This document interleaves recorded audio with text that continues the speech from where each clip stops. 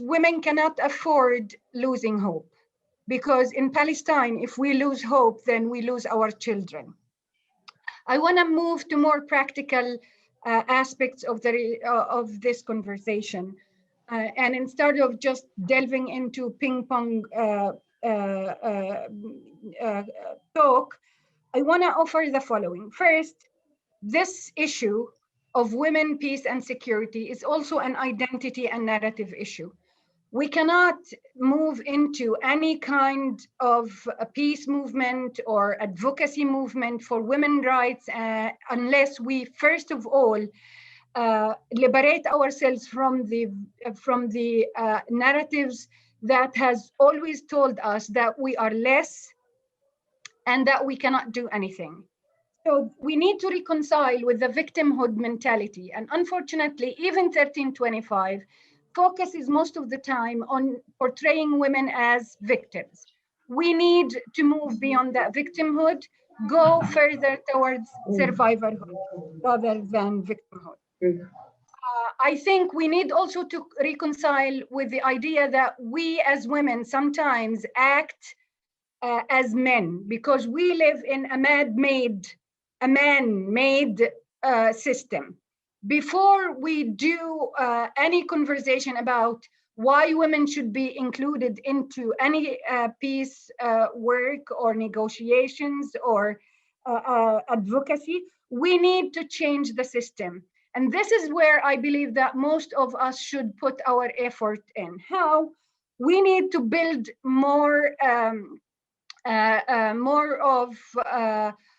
workshops that focuses on skills. We cannot just send women to do advocacy and ask them to move into peace building world or political world when they are not equipped with skills. We need to work on the skills. Number two, we need as women to create a different model of leadership than the model that we have now.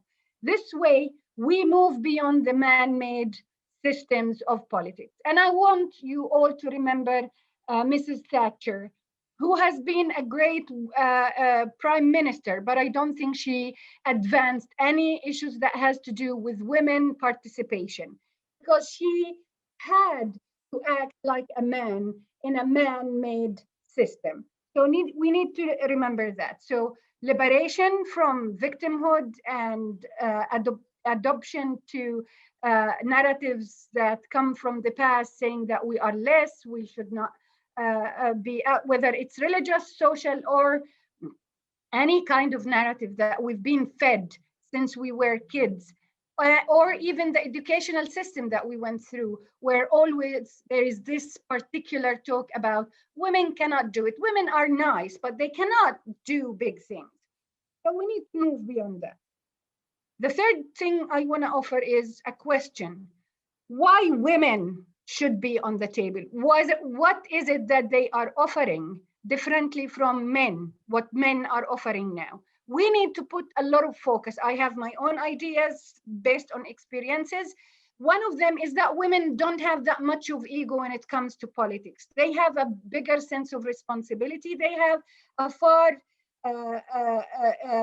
long look at things rather than men. Normally, men are occupied by very narrow-minded interests. Women move beyond that because they really don't want to be part of the bargain. They want to do the bargain for everyone. But we need to answer the question, why we are pushing for women to be more included in peace work.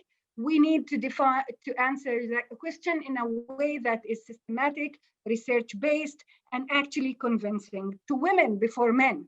Women need to be convinced that they can be part of any decision-making and they have the right to be in any decision-making level. I want also to speak a little bit about how women sometimes act in either an elitist way or an exclusive way. When we say that this woman shouldn't be in this conversation or that man should not be in the conversation, we are just doing what men doing. We are creating exclusive clubs for whoever wants to speak the language I am speaking. and we're tossing everybody out of the conversation. This is what men do. This is what politics do. This is what right wing, left wing, whatever wing do. Women should approach that differently and be more inclusive. And I think they also need to distance themselves from elitism. Every time a woman is becoming a prominent woman, speaking on behalf of women, meeting X and Y, we tend to act like men. We are, we are elite, we are known, people ask for our presentation, they want us to speak. We need to stop that. We're not elite.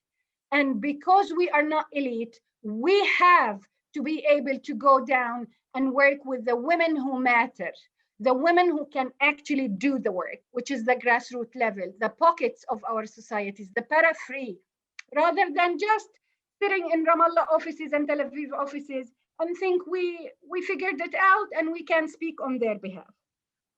After that, we need to train women to be able to do uninational advocacy rather than focusing only on cross-border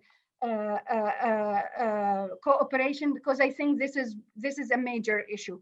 Before we do the binational work, we need to do a lot of uninational work and then move to advocacy within one society and connect and network with other advocacy groups in the world. Thank you.